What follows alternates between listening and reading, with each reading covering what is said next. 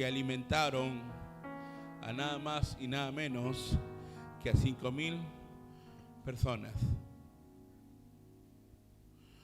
Pastor, ¿y qué tiene que ver eso con una palabra para mi vida acerca de alimentar a 5,000 personas? Este milagro, hermanos, que vamos a empezar a estudiar, es el único milagro que está en los 4 evangelios. Y si está en los 4 evangelios, porque algo el Señor quiere hablarnos. Usted lo puede encontrar en Marcos 6, del 30 al 44. En Mateo 14, del 13 al 21. En Lucas 9, del 10 al 17. Pero ¿de dónde me voy a detener? En Juan 6, 1 al 14. El único milagro que está en los 4 evangelios.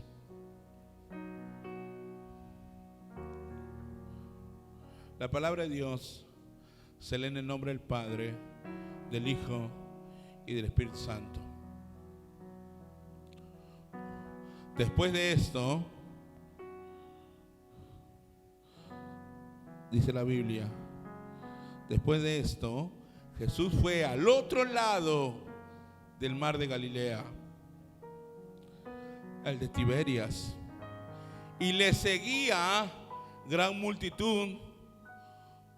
¿Por qué? ¿Qué cosa? Porque amaban a Jesús, dice la Biblia.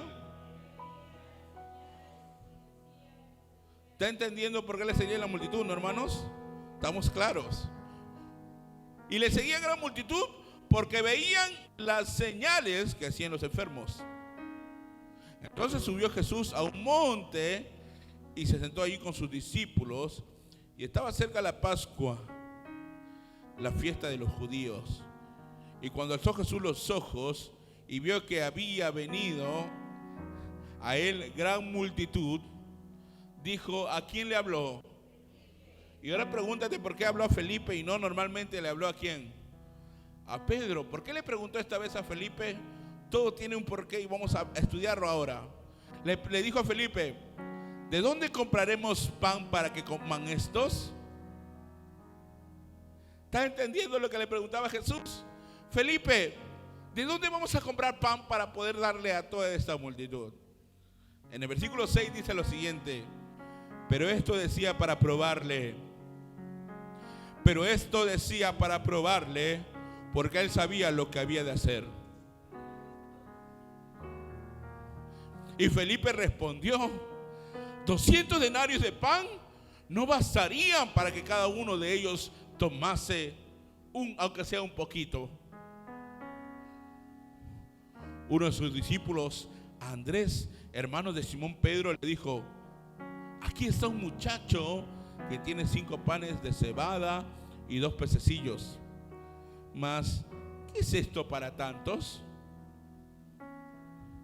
Entonces Jesús dijo: hacer recostar la gente.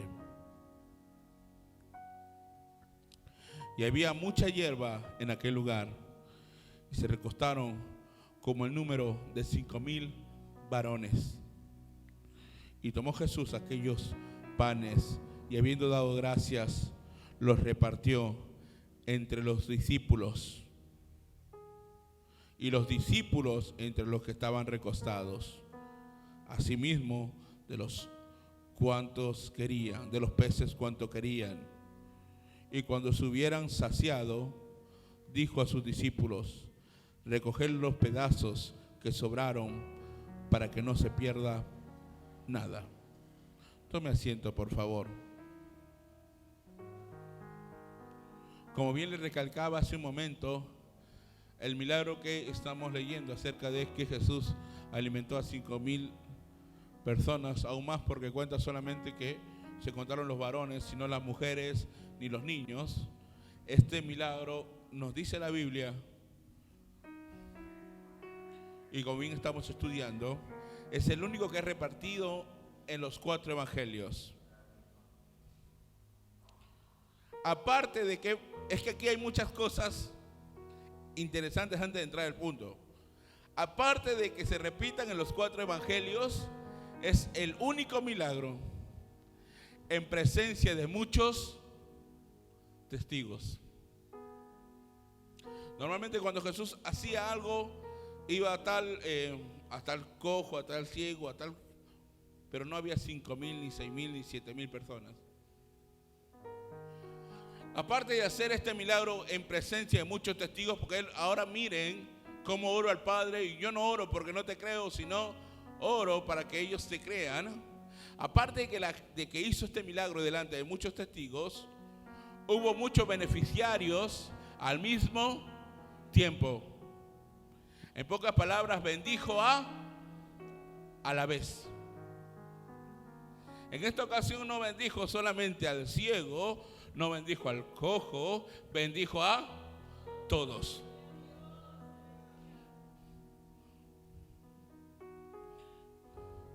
Entonces esto indica que es un acontecimiento importante y diferente a lo que Jesús normalmente hacía.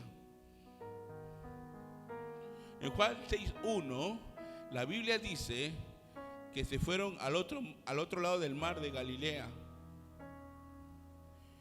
Y de ahí Jesús se comenzó a desplazar hacia Capernaum,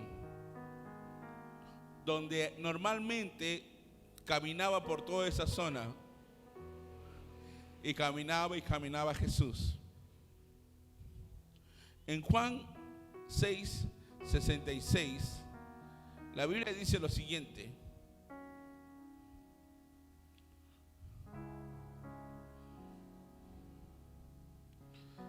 desde entonces, muchos de sus discípulos volvieron atrás y no andaban con él. ¿Te estás dando cuenta? Cuando Jesús comenzaba a hablar y predicar y se comenzaba a caminar, en vez de que sus discípulos, sus demás discípulos, no los 12, le siguieran apoyando, ¿qué pasó? Muchos se iban. Una pregunta: ¿eso detenía a Jesús en hacer milagros? ¿Eso detenía a Jesús en predicar? No, al contrario. Antes de que suceda esto, nos presenta este paralelo. Mira, que muchos de sus discípulos se volvieron atrás. Si ustedes retroceden más, había sucedido un gran milagro con el paralítico de Betesda, y que tuvo como resultado, cuando Jesús sanó a ese paralítico de Betesda, tuvo el resultado de que la gente lo rechazara.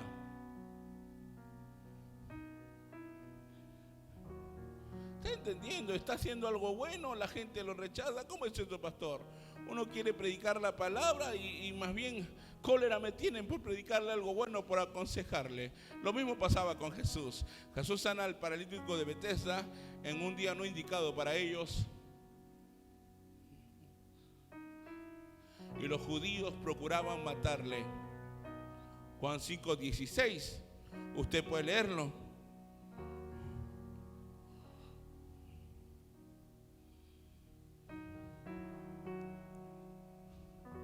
Y por esta causa los judíos perseguían a...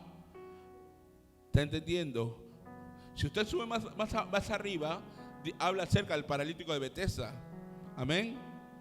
En Juan 5:16 dice: y por esta causa los judíos perseguían a Jesús y procuraban abrazarle, dice. ¿Te das cuenta? Porque hacía estas cosas cuando. ¿Está entendiendo? ¿Por qué querían matar a Jesús? Porque hacía milagros en el día.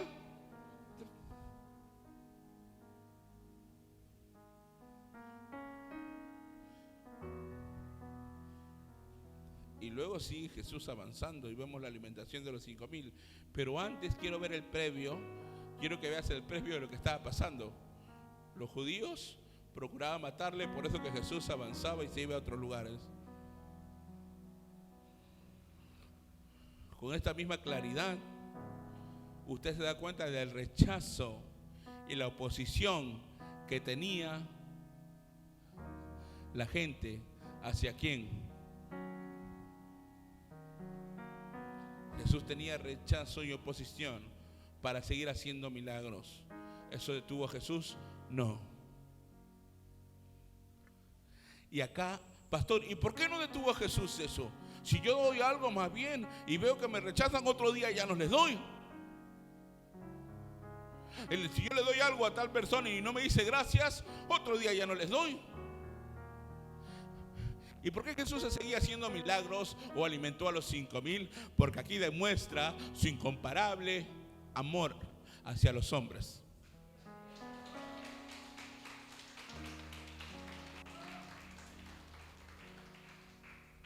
A pesar de que la gente era ingrata, Él demostró ¿qué cosa? Su amor. Pues hemos leído hace un momento que los judíos le perseguían, ¿para qué cosa? Para matarle. Su gloria esta vez se iba a derramar no a uno, sino a todos. Van a ver mi amor hacia todos. Ustedes me quieren perseguir, ustedes me quieren matar, pero yo esta vez lo voy a bendecir a todos.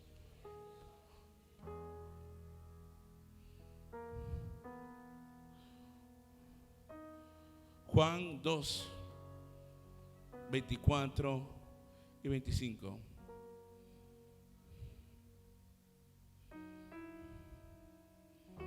Mira lo que dice la palabra de Dios.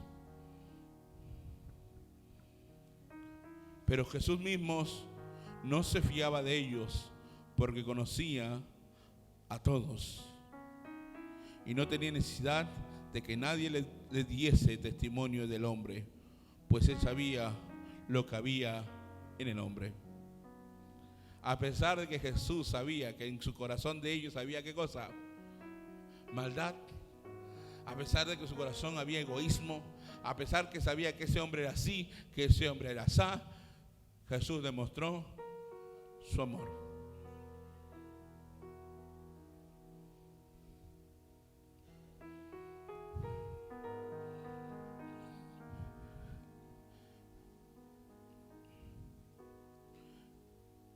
Hemos visto que la gracia o el favor de Dios no se activa por los méritos que tú haces. La gracia no se activa porque tú haces más que yo. La gracia no se activa porque tú buscas más a Dios que yo, sino se activa porque falta gracia en ellos. La gracia es un regalo inmerecido. El favor de Dios es un regalo inmerecido. Y ahí en ese momento se activó la gracia de Dios hacia ellos. La gente esperaba un Mesías. Aún no se daban cuenta que Jesús era el Mesías. Si ustedes comienzan a leer más adelante, cuando hizo recién el milagro de los panes y los peces, la gente lo reconoció como Mesías. Ahora pregúntate por qué.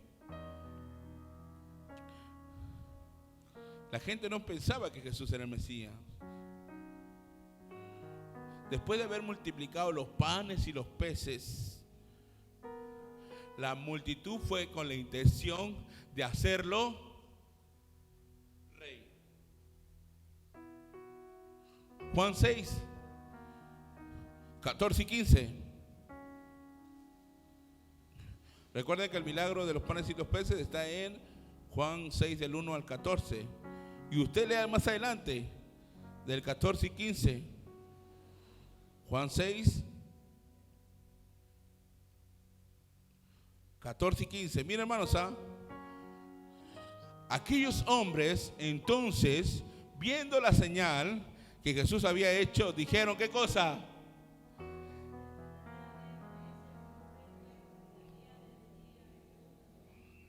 ¿Te estás dando cuenta?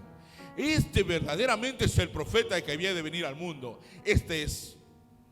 Pero entendiendo Jesús que iban a venir para apoderarse de él y hacerle rey, volvió a retirarse al monte solo.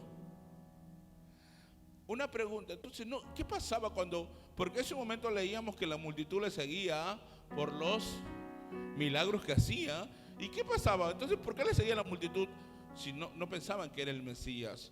Cuando les dieron de alimentar absolutamente a todos, la gente comenzó a decir: Él es el Mesías, Él es el enviado de Dios. ¿Saben por qué? Porque había sanado a él, había sanado al otro. Pero ellos pensaban que el Mesías solo venía para traerles bendiciones ¿Está entendiendo? Como me ha bendecido materialmente, porque es sanidad, pastor, pero esta vez me ha bendecido materialmente. Y la Biblia dice que no solamente comieron un pan, sino comieron hasta ¿qué cosa? Hasta saciaros. Entonces quiere decir, este es el Mesías porque me ha bendecido ¿qué cosa? Materialmente. Y si lo ponemos de rey, me va a bendecir ¿qué cosa? Mañana. Y si lo ponemos de rey, me va a bendecir hay que ponerlo de rey. Él es el Mesías. ¿Te has dado cuenta cómo pensaba la gente? Así dice la Biblia en el 6, 14 y 15. La gente lo comenzó a buscar para hacerlo rey. Ellos querían un Mesías de esa forma. Ellos querían un Mesías que lo bendijera materialmente. La gente quería un Mesías que lo bendijera materialmente. Lo podían decir con pan, con leche, con aceite, con etcétera. Querían un Mesías. La gente, la multitud quería un Mesías que lo bendijera materialmente. Lo dice en Juan 6, 14 y 15. Y que lo bendiciera en abundancia, porque se saciaron y además sobró y todo eso. No podían ocultar su mirada, estaba puesta en ellos mismos. No podían ocultarlo, porque ni bien hizo el milagro Jesús, la gente comenzó ¿qué cosa? A hablar. No pudieron quedarse callados. Tanto fue la impresión de que me dijeron materialmente con esto. Wow, Él es. Me bendijo como necesidad temporal, porque la gente tenía hambre y Jesús me bendijo. Él es el Mesías.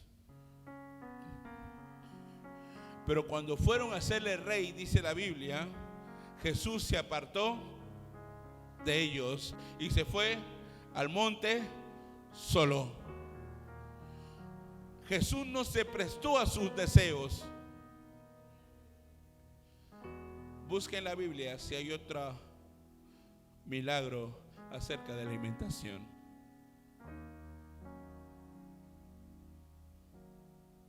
Jesús no se prestó para sus deseos. No dijo: wow, por fin me reconocen que soy el Mesías. Muy bien. No. Jesús no se prestó a esos deseos. Y de hecho, cuando al día siguiente volvieron a buscarle, Él les exhortó, porque la gente lo buscaba hasta encontrarlo, hermanos. Cuando Jesús se iba a descansar, la gente, ¿qué pasa, hermanos?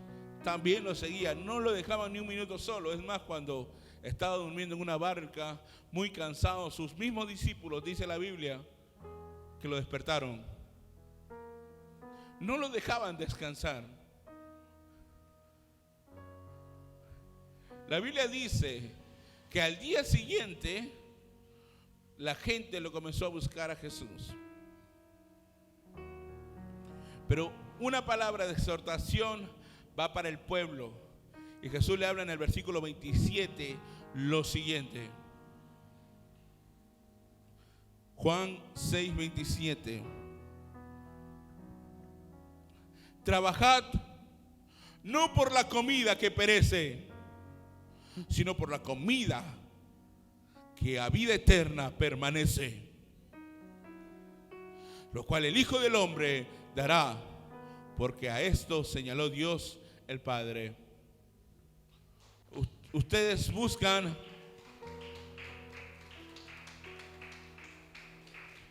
ustedes buscan de nuevo que les haga el milagro de los panes y los peces.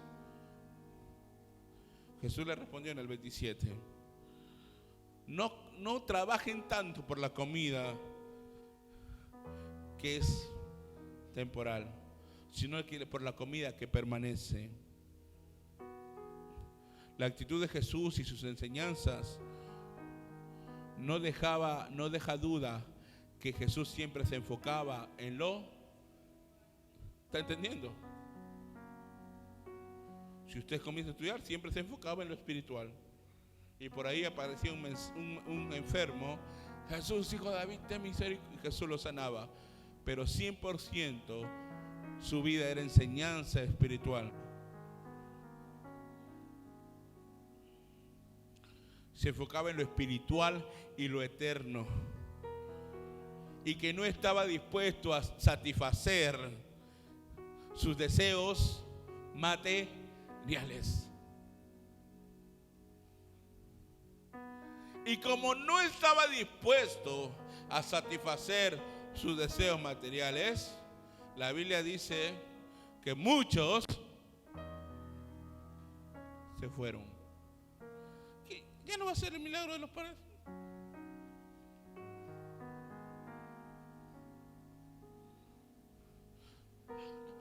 Y muchos de nosotros capaz lo juzgamos a esa gente y decimos, ¿cómo es posible que hagan eso?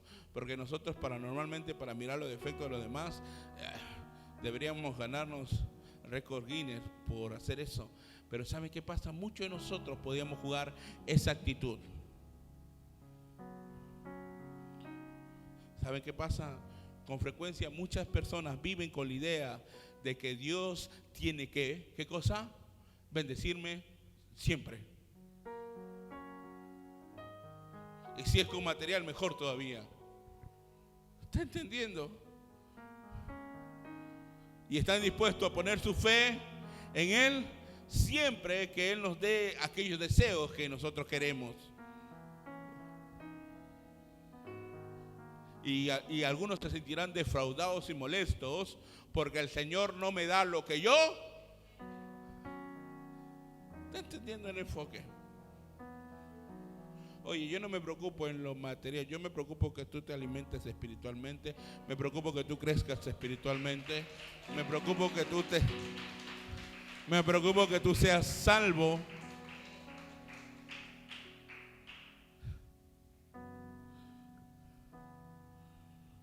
Por eso, hermano, cuando usted lea la Biblia, como hemos leído en el 27 y más adelante, Jesús se niega a hacer nuevamente un milagro acerca de qué cosa, de la alimentación. Y es más, se niega y no quiso ser rey en esas condiciones, porque sabía, ellos no me hacen rey por ser el Mesías de que predico la palabra. Ellos me hacen rey por qué cosa, porque quieren que les dé milagros materiales.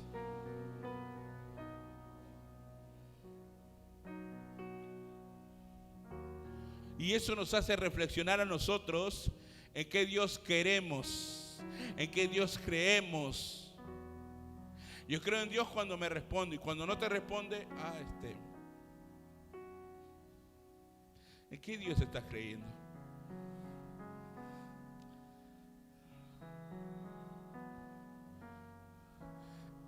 La alimentación de los 5,000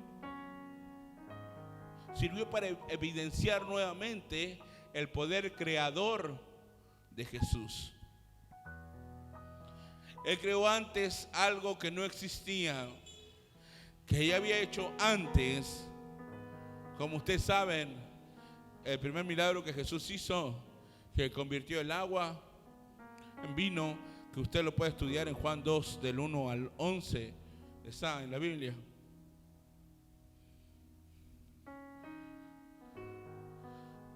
Cuando hablamos acerca de las circunstancias, lo primero que nos dice en la Biblia, en Juan 6, es que Jesús fue, ¿qué cosa?, al otro lado del mar de Galilea.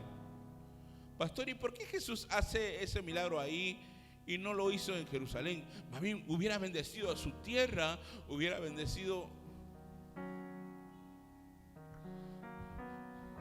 Lucas nos dice que se fueron exactamente a un lugar llamado Betsaida y que el Señor se había retirado allí con sus discípulos buscando un descanso. Porque anteriormente, si usted lee Juan 5, Juan 4, Jesús estaba trabajando mucho, haciendo muchos milagros. Y así que comenzaron a buscar un descanso. Después que habían cumplido algunas misiones. Usted puede leer en Lucas 9, 10.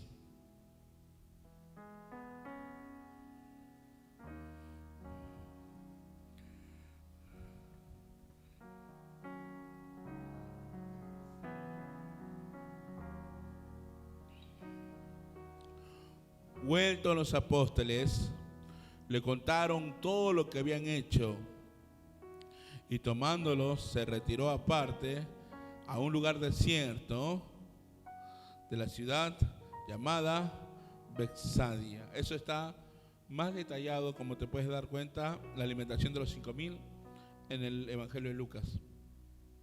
Entonces fueron a un lugar retirado en Betsaida, donde era al otro lado del mar de Galilea, donde iban a descansar.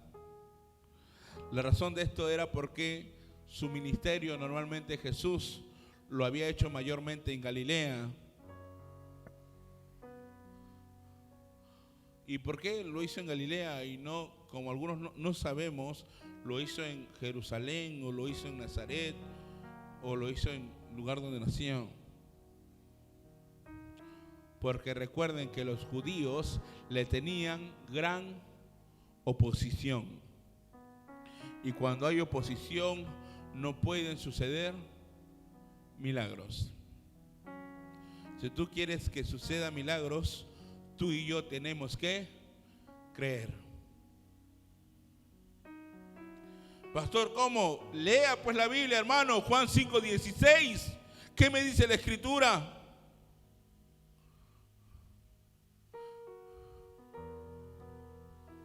Y por esa causa los judíos perseguían a Jesús y procuraban matarle, porque hacía estas cosas en el día, Juan 5:16, porque hacía estas cosas en el día de reposo. Lea Juan 7:1, hermano. Después de estas cosas, andaba Jesús en Galilea. ¿Te estás dando cuenta? ¿Por qué te mencionaba hace un momento? ¿Dónde mayormente andaba Jesús? En Galilea. Pues no quería andar, ¿qué cosa? Jesús dice, no quería andar en Judea, porque los judíos, ¿qué cosa? Procuraban matarle.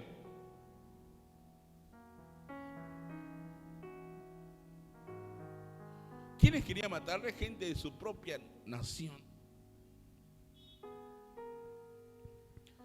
¿Sabes cuántas trabas nos ponen, hermanos, cuando queremos hacer una actividad afuera? En vez de apoyarnos, decir, wow, quieren decir la palabra, nosotros podemos apoyar en equipo, podemos apoyar en esto, podemos también unirnos con ustedes. Lo mismo pasaba con Jesús. Y si eso pasa con nosotros es porque estamos en buen camino. Si usted lee Marcos 6, y esto sí me voy a detener a leerlo detalladamente, del 1 al 7, conmigo. Marcos 6, del 1 al 7. Ahí dice la Biblia que Jesús estaba ¿en dónde? ¿Está entendiendo? Jesús en Nazaret, en un lugar local. Salió Jesús allí y vino a su tierra, así dice la Biblia. Y le seguían sus discípulos. Y llegado el día de reposo, comenzó, ¿qué cosa él? A reposar, a enseñar en la sinagoga. Y muchos oyéndole se admiraban y decían, ¿de dónde tiene estas cosas? ¿Y qué sabiduría es esta que le es dada? Y estos milagros que por sus manos son hechos. En pocas palabras, la gente se cuestionaba de lo que hacía Jesús. ¿No es este el carpintero, hijo de María, hermano de Jacobo, de José, de Judas y de Simón? ¿No están también aquí con nosotras sus hermanas? Y se escandalizaban de él. Mas Jesús le decía: no hay profeta sin honra, sino en su propia tierra, y entre sus parientes, y en sus casas. Y no pudo hacer allí, ¿qué cosa? ¿Está entendiendo?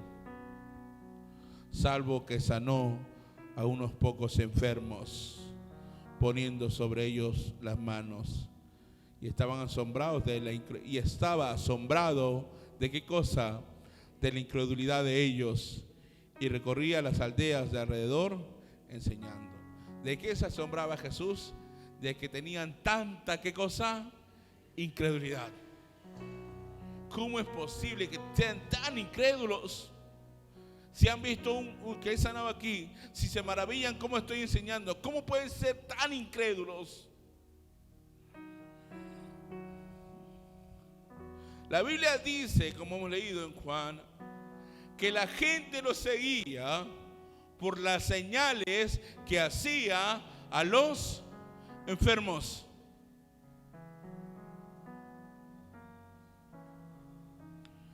A pesar de que Jesús estaba buscando con sus discípulos un lugar para descansar, aún así las multitudes lo buscaron y lo encontraron. El evangelista indica que eran atraídos por los milagros de Jesús. No era porque creyeran en Él, no era porque querían escuchar la palabra, sino porque sabía, si Jesús está ahí, sabemos que va a suceder milagros.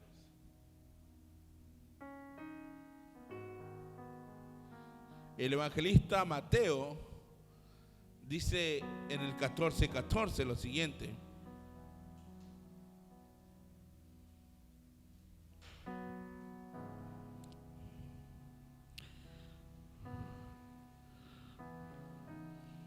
y saliendo Jesús, vio una gran multitud y tuvo, ¿qué cosa?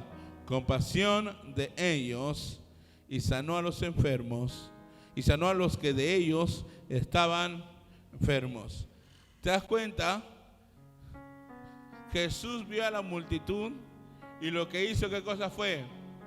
Sanar a los enfermos.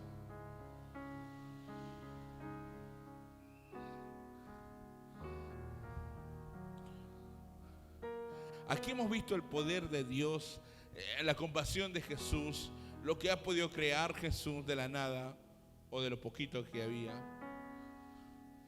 Pero no quiero omitir algo que muchos de nosotros vamos a estar identificados: la actitud de los discípulos.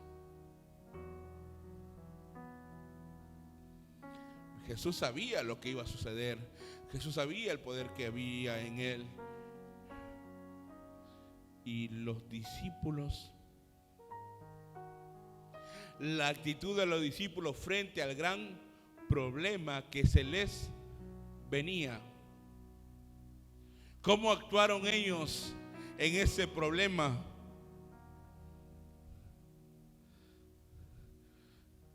Ahora vemos este problema de un punto de vista humano.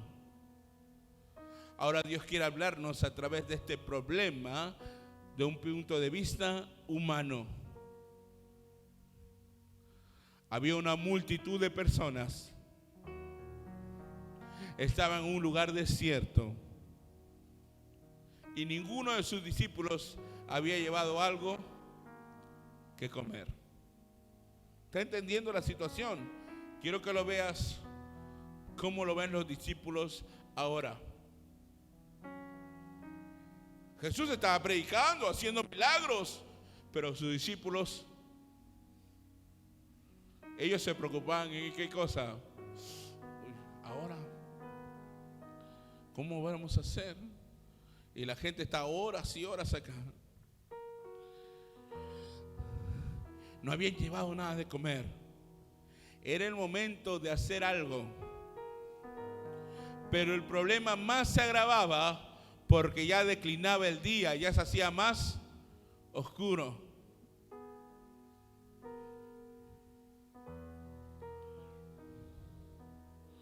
En esas condiciones, Jesús le preguntó a Felipe: ¿de dónde compraremos algo? Usted lo puede leer en Juan 6:5 una vez más, para que pueda entender el mensaje. Juan 6:5. Cuando entonces alzó los ojos y vio había venido a él gran multitud, dijo a Felipe: ¿de dónde compraremos pan para que coman esto? En pocas palabras le dice a Felipe: Felipe, por acá hay una tienda para comprar pan para todos.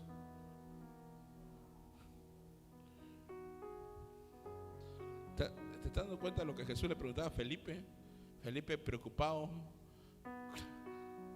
¿Has visto cuánta multitud hay? ¿De dónde compraremos pan? Pastor, ¿por qué el Señor se dirigió a Felipe y no normalmente a Pedro? Porque normalmente se le preguntaba siempre a Pedro, o era Pedro el que respondía. Porque Felipe conocía el lugar, porque él era cerca de ahí. En Juan 12:21 usted lo puede leer. Por eso Jesús le preguntó a Felipe: Felipe, Juan 12:21. Estos pues se acercaron a Felipe, que era ¿de dónde? De Betsaida, de Galilea. ¿Está entendiendo? Y le rogaron diciendo: Señor, quisiéramos ver a Jesús. Entonces Felipe era de ahí. Es como decir, cuando tú vas a visitar a una hermana, ¿no?, y quieres comprar algo, a la hermana le preguntas: hermanita, yo no puedo llegar con los brazos, con las manos vacías. Hermana, por acá hay una tienda por acá, porque tú no conoces. Y la hermana, que es su barrio, mira, acá en la esquina está la vecina. Esa vecina no le compres ahí, pues que es carera. Caminas un poquito más, a esa sí le compras. Ya, porque la hermana conoce, ¿no? Y lo mismo Jesús hizo con Felipe. Ojo, lo estamos viendo de manera natural, como yo haría contigo. Me voy a visitar, hermana, ¿dónde está? Me voy a la casa de hermana Angel. Hermana, una bodega para comprar. Acá al ladito, pastor. Acá está Belén, ¿no? Y compro ahí. Pasa lo mismo con Felipe. Felipe, esta es tu zona. ¿Dónde podemos comprar pan para ellos? La pregunta no era tan fácil, porque cualquier cosa que diría Felipe mostraría su nivel de fe. ¿Qué le digo al maestro?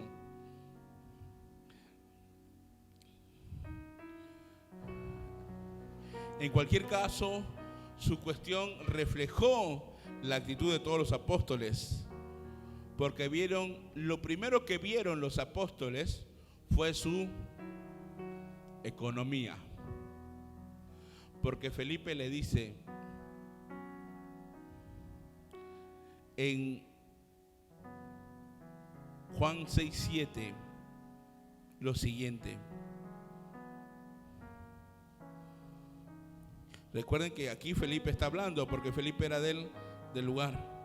Juan 6:7. Felipe le respondió: 200 denarios de pan no bastarían para que cada uno de ellos tomase, aunque sea un poquito. Felipe le está respondiendo de forma natural. Felipe sabe más o menos cuánto pan en esa zona, porque él vive ahí, sabe cuánto dinero se maneja. Y lo primero que se enfoca, como muchos de nosotros, es: Señor, no tenemos ese dinero, no alcanza. No. 200, es más, si trabajaría ahorita, Señor, todo el día, me van a pagar 200 denarios. Y con esos 200 denarios no alcanza ni para que coman un poquito. ¿Te das cuenta? Y muchos de nosotros hubiéramos respondido de la misma forma. O alguien me parece: no, pastor, vamos Jesús, Vamos a unirnos en oración. Algo va a pasar. En cualquier caso, no podemos decir que los discípulos no estaban en lo cierto, porque estaban viendo la realidad y estaban viendo las circunstancias. Estaban en un lugar desierto, no había tiendas cerca, era más para allá. Ahora, además estaba haciéndose cada vez más tarde. Los discípulos veían problemas por todos lados. La multitud, su economía, el tiempo, el alimento. Problemas por todos lados veían los discípulos. Ahora, no te apresures en criticarle. No apresuremos en criticar. ¿Cómo, pastor, van a ser los discípulos así? ¿Cómo, pastor? A veces actuamos así nosotros mismos en situaciones menos complicadas.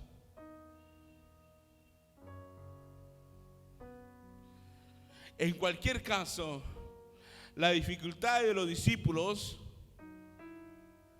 era que ellos estaban enfocando, contando únicamente con sus propios recursos. El problema de los discípulos que se enfocaban en sus propios recursos.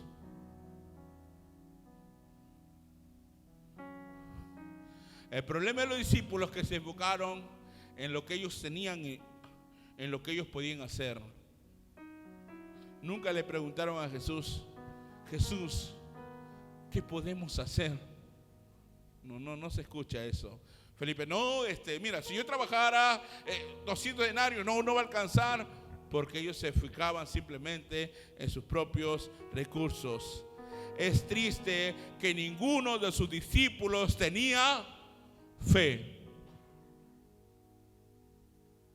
Porque recuerden que la fe se muestra a través de tus actitudes, a través de tu obediencia. No es fácil decir yo tengo fe, es fácil decir no. Se muestra con tu actitud. Pastor, no hay esto, pero en el nombre de Jesús lo vamos a hacer.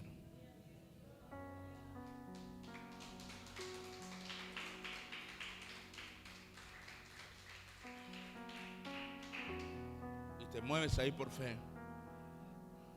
No tienes recursos, porque yo no me muevo por mis recursos, sino Dios nos sustenta. Entonces te mueves por fe. Y es triste saber que ninguno de sus discípulos tenía fe. Porque es más, hasta por ahí alguien abogó. Dijo, no, sí, tiene razón Felipe, porque imagínate que eso es una multitud, más o menos 5,000 hombres, y eso que no hemos contado las mujeres y los niños. Es imposible lo que... Pero no se daban cuenta de lo que Jesús estaba haciendo, estaba probando su fe.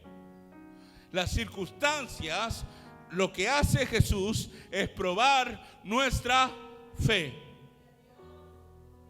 El problema que tienes es para probar tu fe.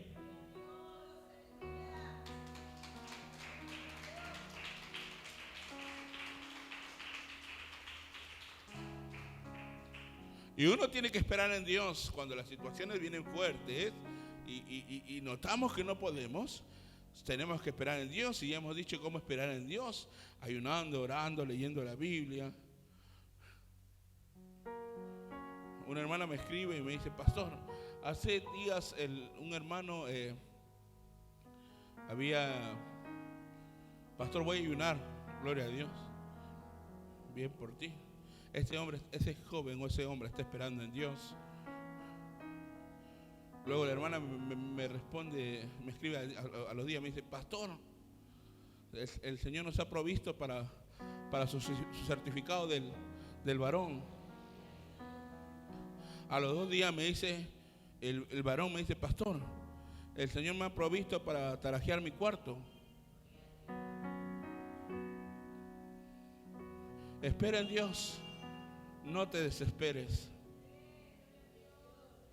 Es triste saber que la gente, imagínate, es que no tengo recursos. No, espera en Dios.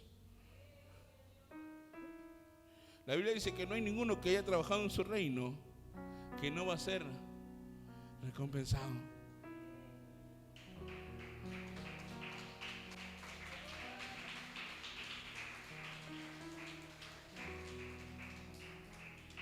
Y pasa que Jesús estaba probando su fe. Las pruebas prueban mi fe. Las circunstancias prueban mi fe. Los problemas prueban mi fe. El único objetivo de lo que estamos pasando es que el Señor está probando nuestra fe. En Juan 6:6, bien claro dice la Biblia, y usted lo ha leído y quiero leer de nuevo con usted. Pero eso decía, ¿para qué cosa? Para probarle. Porque él sabía lo que había de hacer. ¿Cómo me va a decir esto? Si ¿cómo voy a hacer? Te estoy probando. En esta ocasión, los discípulos están pasando por un examen. Las experiencias que hemos vivido junto al Señor, haber despertado nuestra fe para enfrentar problemas en una nueva situación que se presenta. Nuestra fe nos va a ayudar a enfrentar esos problemas. Yo confío en que el Señor me ayudará. Yo confío en que el Señor nos sustentará. Confiamos en el Señor que nos dará la victoria.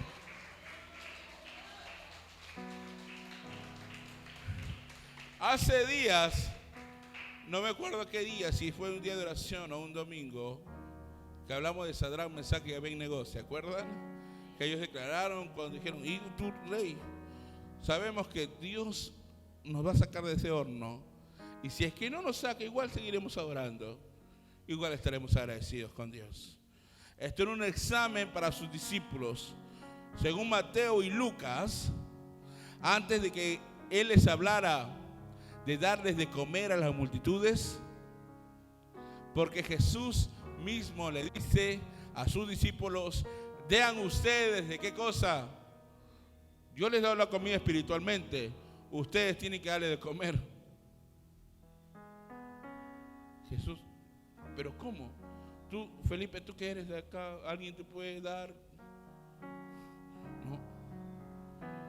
Antes de todo eso, hermano, Él estaba curando y sanando a mucha gente.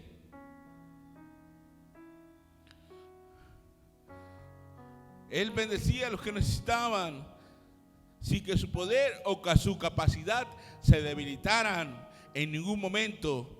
Mateo 14:14, usted lo puede leer. Mateo 14:14.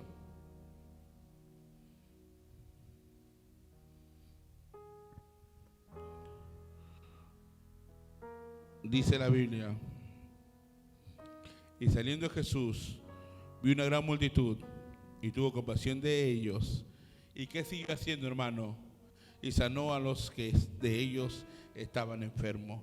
En Lucas 9:11, la palabra de Dios dice lo siguiente: y cuando la gente supo, le siguió, y él les recibió y les hablaba de qué cosa, del reino de Dios. ¿Y qué más hacía, hermanos? Y sanaba a los que necesitaban ser curados. ¿Está entendiendo? Jesús seguía sanando enfermos. Y ahí estaban, al lado de ellos estaban sus discípulos, y sus discípulos miraban que lo que estaba haciendo Jesús. Ellos mismos acababan de regresar y experimentaban el poder de Dios que salía a través de cada milagro que Jesús hacía. En Marcos 6:13 dice lo siguiente. Marcos 6:13. y echaba fuera muchos demonios y ungían con aceite a muchos enfermos y los sanaba. Sus discípulos veían absolutamente todos los milagros que hacía Jesús. Es más, ellos también vieron cuando Jesús convirtió el agua en vino. Entonces quiere decir que ellos sabían que Jesús tenía un poder creador. Ellos lo sabían. Y me supongo que estas manifestaciones iban a ser para confiar más en el Señor, para que ellos confíen en el Señor. Wow, Él es el Rey, Él es el Mesías y hay que confiar en lo que Él dice, en lo que Él hace. Pero no lo hicieron así. Solo ellos calcularon lo que ellos mismos podían hacer. Nadie dijo, oye, pero acuérdense que Jesús convirtió el agua en vino. Pero acuérdense que Él tiene poder creador. Que Él... No, pero no tenemos 200 denarios. No tengo, tú tienes, no, tampoco. Y ellos calcularon solamente lo que podían hacer con sus propias fuerzas. Nunca consultaron a Jesús, ni le pidieron ayuda a Jesús. No ejercieron la fe. Este es el mismo problema que nosotros mismos tenemos con diferencia, o normalmente no ejercemos la fe. Queremos solucionar nuestros problemas con nuestros propios recursos, con nuestras propias circunstancias. El propósito del Señor era probarles. Como dice, hemos leído en Juan, esto dijo para probarles. Entonces quiere decir, hermanos, que el Señor prueba nuestra fe. No solamente prueba nuestra fe, sino qué tipo de calidad tiene nuestra fe. ¿Cómo qué calidad de fe, pastor? Claro, porque cuando son circunstancias pequeñas, sí le crees a Dios. Pero cuando te viene un problema grande, se te hace complicado creer a Dios. Esa es tu calidad de fe.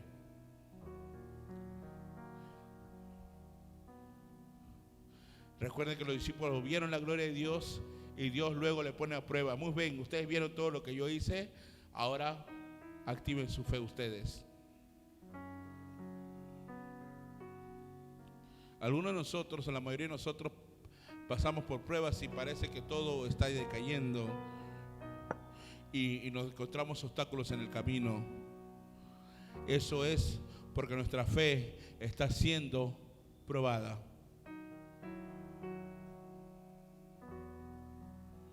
Ustedes no saben cuántas palabras negativas recibo de algunos hermanos diciendo, piensa bien si lo vas a hacer afuera, pero mire, ya tienes que estar viendo esto, pero usted tiene que seguir confiando en el Señor.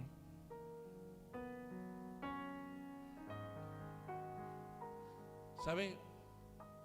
Jesús le decía, porque quiero probar tu fe. Quiero probar tu fe.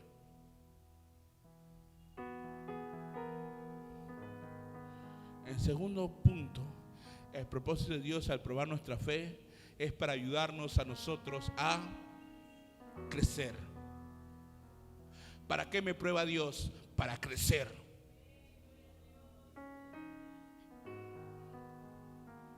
¿Para qué nos prueba Dios? Para crecer. Oye, Dios me ha librado de la muerte. ¿Tú crees que cualquier cosa me va a mover?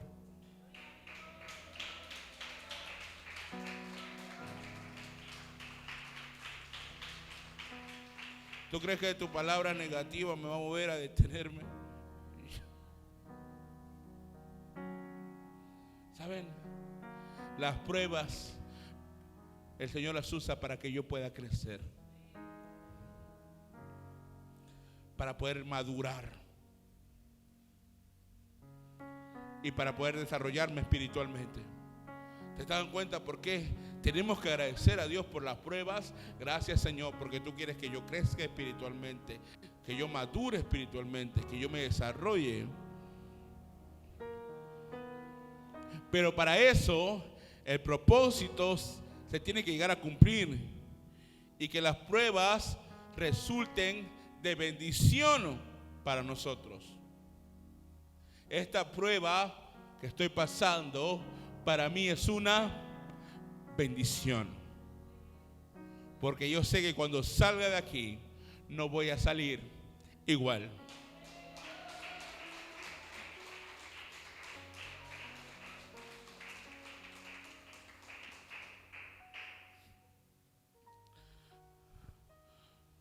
Es una bendición para nosotros.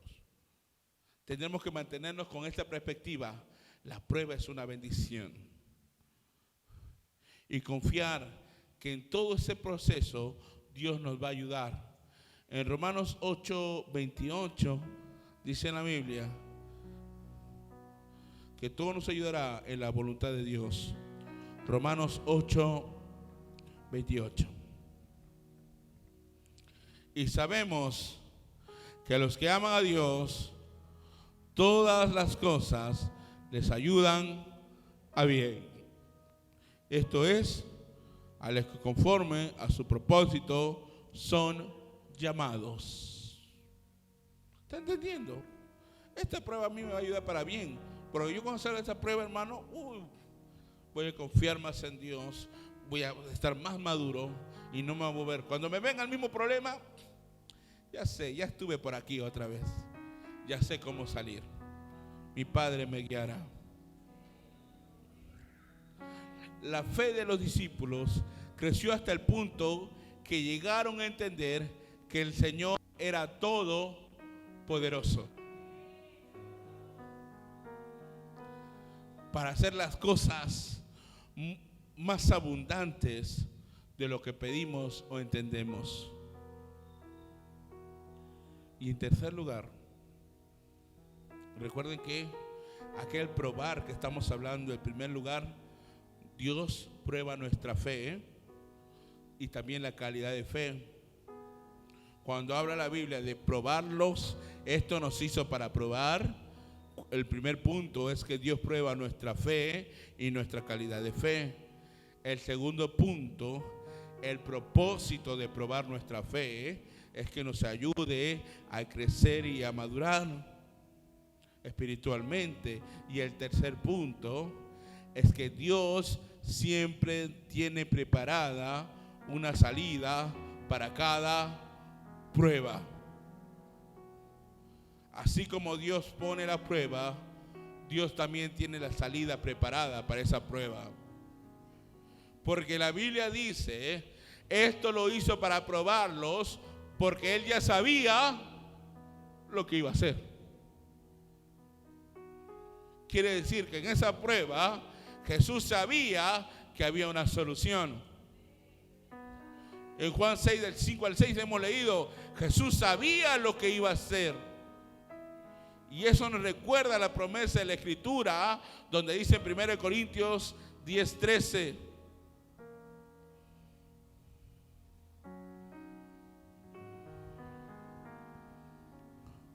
No os ha sobrevenido ninguna tentación que no sea humana, pero fiel es Dios, que no os dejará ser tentados más de lo que podéis resistir, sino que dará también juntamente con la tentación la salida para que podáis soportar. ¿Te has dado cuenta? Te va a poner esa prueba, pero también te va a poner la salida para que puedas soportar. Nada puede sorprender al Señor. Él siempre tiene un plan y tiene una solución para lo que usted está pasando, para lo que yo esté pasando. El problema, hermano, está en que muchas veces no lo vemos porque enfocamos nuestra atención y nuestros problemas y no miramos al Señor, sino miramos nuestros recursos. El problema está en mí, que yo no miro al Señor, sino mis recursos. Por eso en un momento adoramos al Señor, le decíamos, Yo solo quiero verte a ti, quiero verte a ti. Y eso tiene que ser rema en nuestra vida. Señor, quiero verte a ti, porque si veo a mi hermano, voy a querer ir corriendo, irme, porque mi hermano es así, así. Señor, quiero verte a ti.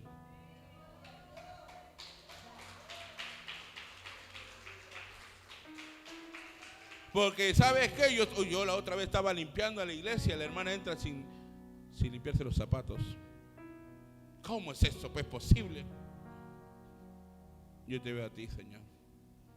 ¿Estás probándome? Lo limpio de nuevo, Señor. Y con más gusto todavía. Oye, yo quería que reniegues. ¿Ha visto, Señor? Ya no soy la misma renegona de antes. He madurado, Señor. Estoy cambiando, Señor. Oh, porque yo la de antes me hacían eso. Ahora te voy a hacer trapear con tu cabello, hermana. Venga para acá. Pero mira, Señor, cómo he cambiado. Ahora solita lo hago. Mira, Señor.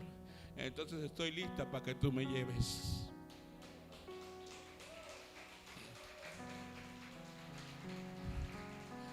¿Está entendiendo? Ese es el enfoque de la prueba. Ese es el enfoque de lo que te está viniendo. A ver cómo actúas.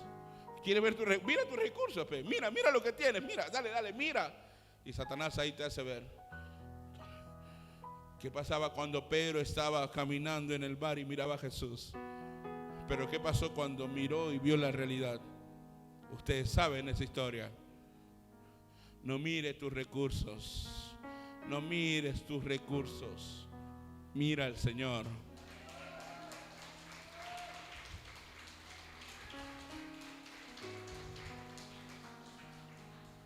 Ahora los recursos que tenían los discípulos eran totalmente ridículos porque no tenían absolutamente nada.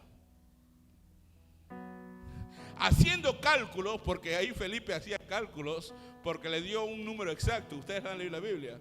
Ahí tenemos una contadora, gracias a Dios. Ahí la hermana entonces 200 denarios al día y comienza a hacer cálculos. Felipe dijo, con 200 denarios no va a alcanzar. Entonces quiere decir que eso pagaban por un día.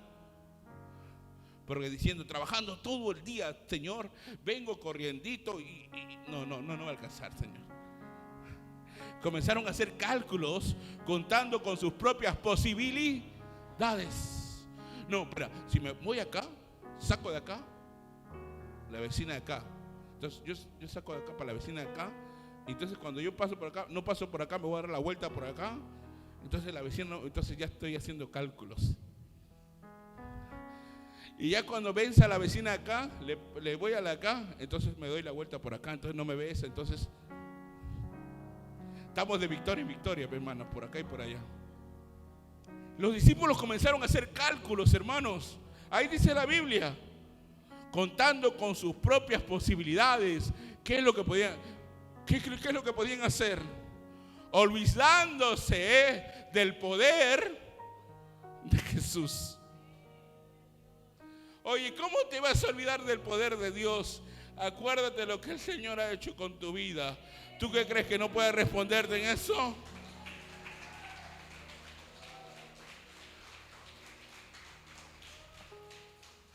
¿Cómo te vas a olvidar, hermanos? Se olvidaron del poder de Dios y comenzaron a ver sus propios recursos. Olvidándose que el poder de Jesús siempre sobrepasa todo cálculo humano. Así pues ellos siguieron buscando para ver qué tenían. Hay que ver cómo buscamos por acá. A ver, Señor, a ver si juntamos tanto, podemos hacer esto. Y finalmente todo lo que pudieron encontrar después de haber ido por toda la multitud, solamente encontraron, ¿qué cosa? Encontraron 5 panes y 2 peces.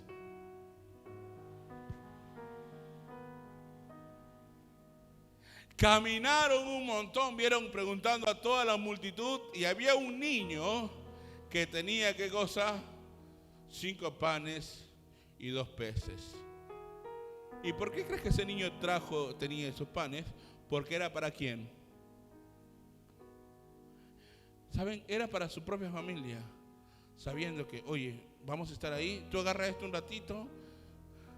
Es como cuando venimos con Ángelo y Daniel al ayuno.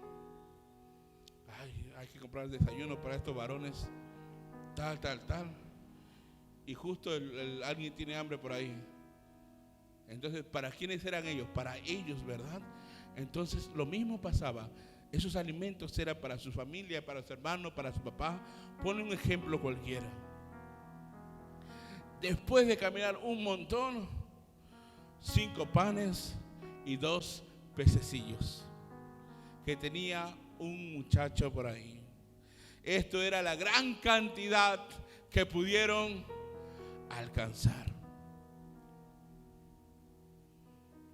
Y como ellos mismos indicaron que esto para tanto, se podrá dar para tanto, sin embargo, no eran conscientes de eso. Y hicieron 2 cosas que siempre facilitan que el Señor empiece a obrar. Hicieron 2 cosas que faciliten que el Señor empiece a obrar. ¿Qué hicieron, pastor? ¿Qué hicieron para que el Señor también obre en mi vida? ¿Qué hicieron los discípulos que no me he dado cuenta hasta ahora? Lo primero que hicieron los discípulos, admitieron que ellos no tenían la solución. Señor, yo no puedo hacer nada. Cuando usted le dice eso al Señor, le está diciendo, entonces quieres que yo lo haga, quieres que yo obre. Es que hay gente que no le dice eso al Señor. Señor, bendíceme, Señor, dame. Señor, yo no puedo hacer nada, Señor, yo no sé hacer nada. Los discípulos reconocieron que ellos no tenían la solución para el problema, así que dejaron la puerta abierta a que el Señor lo hiciera.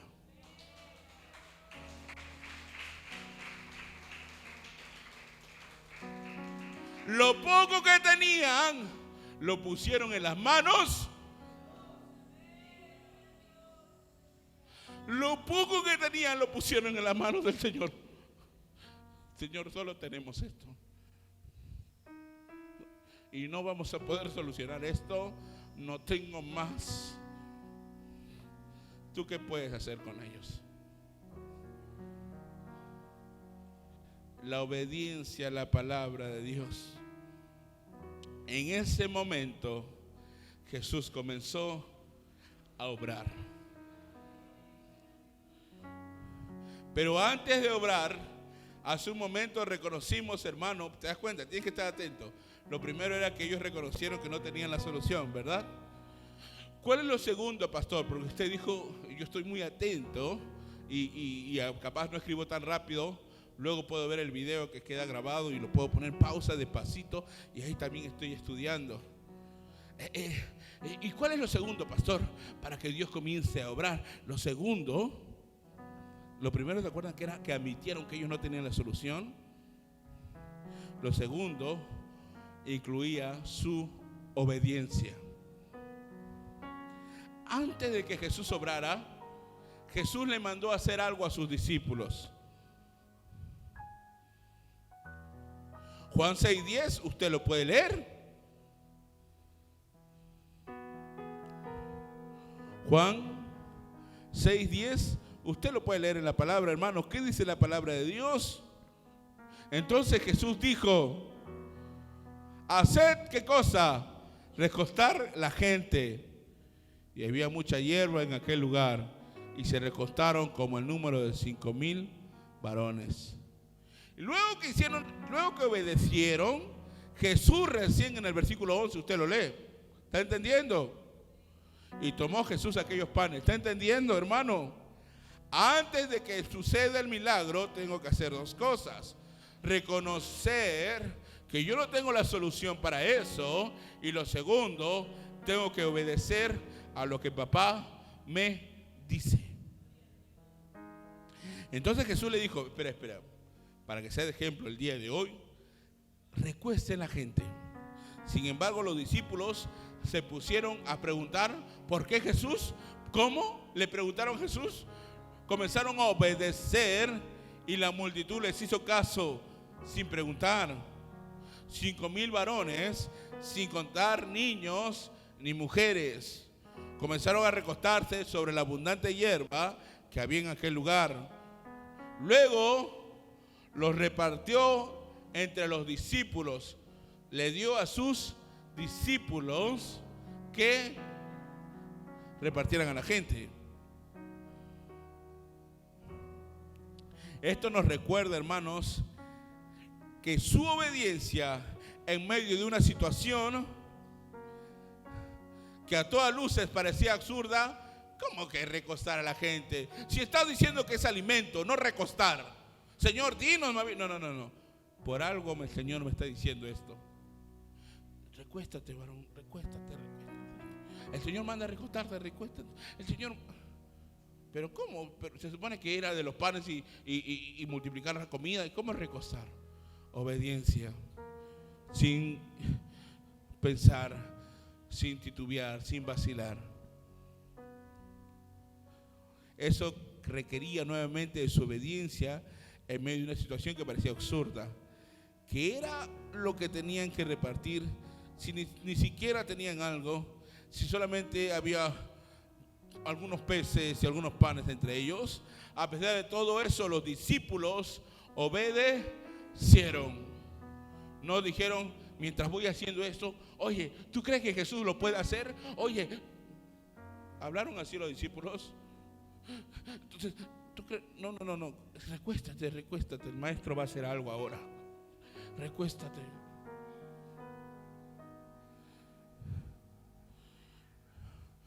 Los discípulos obedecieron nuevamente al Señor y comenzaron a repartir los panes y los peces a la multitud, hermano. Fue entonces cuando vinieron aquellos pocos panes y peces. No dejaban de multiplicarse y de multiplicarse milagrosamente. Hasta que alcanzó toda la multitud, se saciaron y es más, hasta sobró. La obediencia de los discípulos fue fruto de su fe. La obediencia es el fruto de la fe. Cuando tú obedeces, estás activando tu fe. Cuando uno obedece, activa su fe, porque está creyendo en la palabra que me estás diciendo. Hermana, pastor, estoy así. Hermana, léete el Salmo 91. Salmo 91. Más bien tiene que llamarme, tiene que orar, Señor, toda la noche ya hemos pescado y no hemos encontrado nada por si acaso. Pero en tu nombre vamos a pescar de nuevo.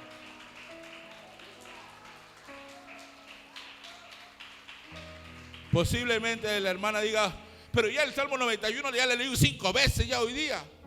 Porque a mí cuando me pasa algo, pastor, yo leo siempre el Salmo 91. No, pero esta vez el pastor te dijo que leyeras el Salmo 91. Pero ya lo leí ya, entonces ¿por qué voy a estar leyendo de nuevo? Esto que lo otro. La obediencia activó su fe. Y fue precisamente esto lo que le permitió al Señor que obrara en el milagro. Tu obediencia activa su milagro. La obediencia hizo que activara su milagro, que pudiera comenzar a hacer el milagro. Porque Jesús dijo: ¡hey! Que todos se reposen, que todos se acuesten. Antes de resucitar a Lázaro, ustedes leyeron esta parte de la Biblia. Dijeron: ¡hey! Muevan esa piedra. Siempre cuando Jesús va a hacer un milagro sobrenatural, pide a la gente que haga algo, que le obedezca. Alguien le dijo: pero maestro, pero ¿cómo vamos a mover la piedra? La gente lo movió y sucedió el milagro. ¿Usted te da cuenta del poder de la obediencia? Por eso que a muchos de nosotros no nos gusta. ¿Te estás dando cuenta de la clave? Porque sabe Satanás que si tú obedeces, tu fe se activa. Pues no le obedezca, no le haga más. ¿Me dice algo? No, esto. Y me dice el otro, sí, a lo mejor hago esto, a lo mejor hago el otro. Si ellos no hubieran obedecido, no hubieran visto el milagro. Así de simple. Cuando la fe y la obediencia trabajan juntas, nos permiten ver grandes cosas. Cuando tu fe y tu obediencia se activan, te permiten ver grandes cosas.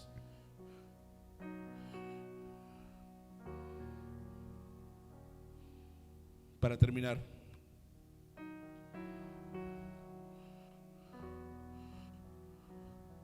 el Señor, con alguna sencillez, porque usted leyó en la Biblia cómo oró Jesús para multiplicar los panes y los peces. No hizo una oración de 1 hora como normalmente hacíamos. Para eso ser sabio, porque Él estaba orando delante de la multitud. Él no estaba orando a solas. ¿Me está entendiendo? Hay mucha gente que cuando se para al altar, ora, Señor, yo te fallé en esto, yo te fallé en... No. Oye, tiene que ser sabio. Usted está orando ya en la iglesia y tiene que orar con los hermanos juntos. Es usted ora solas con Dios. Entonces los discípulos, Jesús decía, voy a aprovechar mi hora que no he orado y voy a orar acá. No. Señor, yo no te hablo porque no creas, más bien hablo para que ellos te escuchen.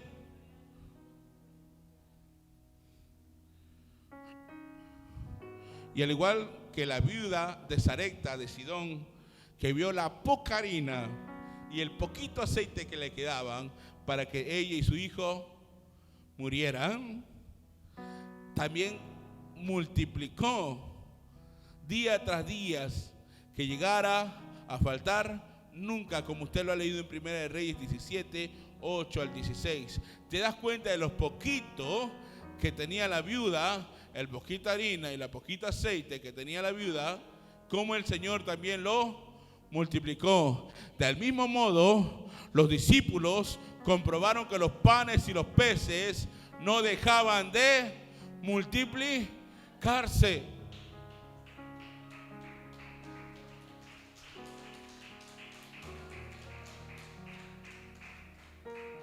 Ellos veían con sus ojos que los panes y los peces no dejaban de multiplicarse.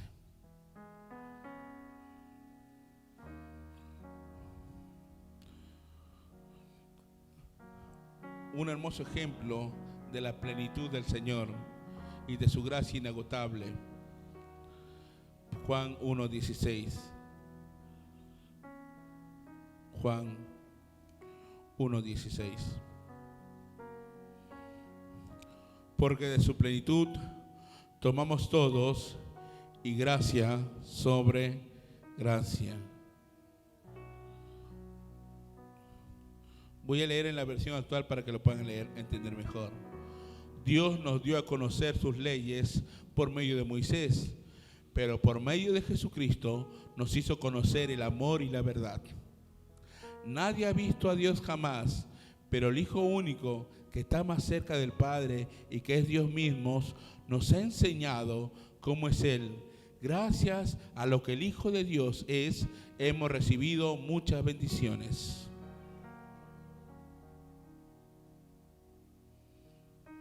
Después de que todos hubieran comido, aún sobraron mucho más panes y peces de los que habían en un principio. Recogieron pues y llenaron 12 cestas de pedazos, que los 5 panes de cebada sobraron a los que habían comido. Ellos trajeron 5 panes de cebada, se multiplicó y multiplicó tanto que se llenaron 12 cestas. La lección es clara, hermanos. Tienen que aprender que nuestros recursos, que los pocos recursos que tenemos, tenemos que ponerlo en las manos de Dios.